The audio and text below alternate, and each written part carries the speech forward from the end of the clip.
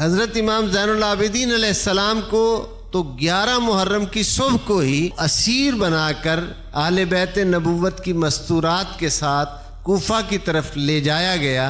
تو قبیلہ بنو اسد کربلا کے نواح میں یہ قبیلہ آباد تھا، بلکہ یہ ایک بہت بڑا عراق کا قبیلہ تھا اور یہ مختلف مقامات پر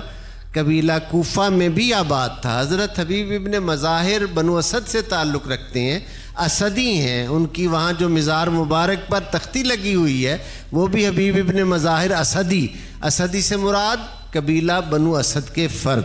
حضرت میثم بھی بنو اسد کی ایک خاتون کے غلام تھے، اسی لیے ان کے نام کے ساتھ بھی اسدی لکھا جاتا ہے۔ کوفہ میں بھی یہ قبیلہ آباد تھا اور کربلا کے نواح میں بھی یہ قبیلہ، اور وہ عراق میں مختلف جگہ پر اس قبیلے کے خاندان جو تھے وہ آباد تھے۔ اب بنو اسد کے لوگوں نے جب یہ دیکھا، ان کی عورتیں خواتین آئیں نہر فرات پر پانی لینے کے لیے، جب پہرا ہٹا تو انہوں نے دیکھا کہ شہداء کے اجسام مبارکہ جو ہیں وہ اس طرح مقطوع الاعضاء ہیں، بکھرے پڑے ہیں۔ تو انہوں نے جا کر اپنے مردوں کو کہا، مردوں نے تھوڑی ہچکچاہٹ اس لیے کی کہ یہ ابن زیاد اور یزید کی نے مقابلہ کیا ہے، کہیں تدفین کے موقع پر وہ ہم سے کوئی اس حوالہ سے سختی نہ کریں۔ بہرحال کچھ دیر کے بعد بنو اسد کے لوگ جو تھے وہ اس بات پر آمادہ ہوئے اور انہوں نے تدفین کا سلسلہ جو تھا وہ شروع کیا، اور جس ہستی کا جسم مبارک صحیح موجود تھا اس کی تدفین کی گئی۔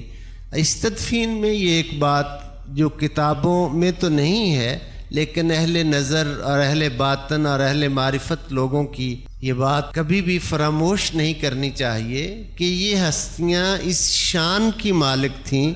کہ ان کو تنہا عام کلمہ گو امتی جو تھے وہ ان کی تدفین نہیں کر سکتے تھے۔ اس لیے حضرت امام زین العابدین علیہ السلام بظاہر تو آپ حالت اسیری میں ہیں، لیکن اپنی روحانی شان کے ساتھ باطنی قوت کے ساتھ آئے ہیں اور آ کر آپ اس تدفین میں شامل ہوئے ہیں، اور ہر ہستی کو اس کے مقام پر دفن کیا گیا۔ حضرت شہزادہ علی اکبر کو حضرت امام حسین علیہ السلام کے دائیں پہلو میں، اور حضرت شہزادہ علی اصغر کو آپ کے بائیں پہلو میں یا سینہ مبارک پر جو تھا، 6 ماہ کے شہزادے تھے، دفن کیا گیا۔ جو ہستیاں جن کے اجسام طیبات اس قدر کٹے ہوئے تھے کہ ان کی شناخت ممکن نہیں تھی،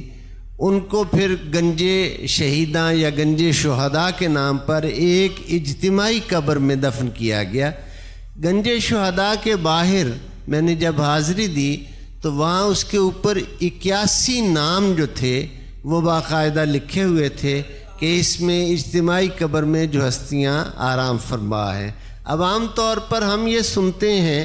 کہ یہ 72 نفوس پر مشتمل قافلہ تھا، تو اس کی وجہ جو بزرگوں نے بیان کی ہے وہ یہ بیان کی ہے کہ جب بعد از شہادت امام حسین علیہ السلام خیام مبارک میں لوٹ مار کا عمل شروع ہوا اور پھر آگ لگا دی گئی، جس کو حضرت سلطان باہو رحمۃ اللہ علیہ نے کہا نا، جے کچھ ملازہ سروردہ کر دے تے تمبو خیمے کیوں سڑ دے ہو۔ ایک ایک مصرع کمال کا ہے، اس پورے بند کے 5 مصرے، ایک ایک مصرے میں ایک ایک بات کی وضاحت جو ہے وہ موجود ہے۔ وہ جو آگ لگی اس وقت کم سن بچے جو تھے وہ بھگدڑ میں ادھر ادھر بھاگتے ہوئے جو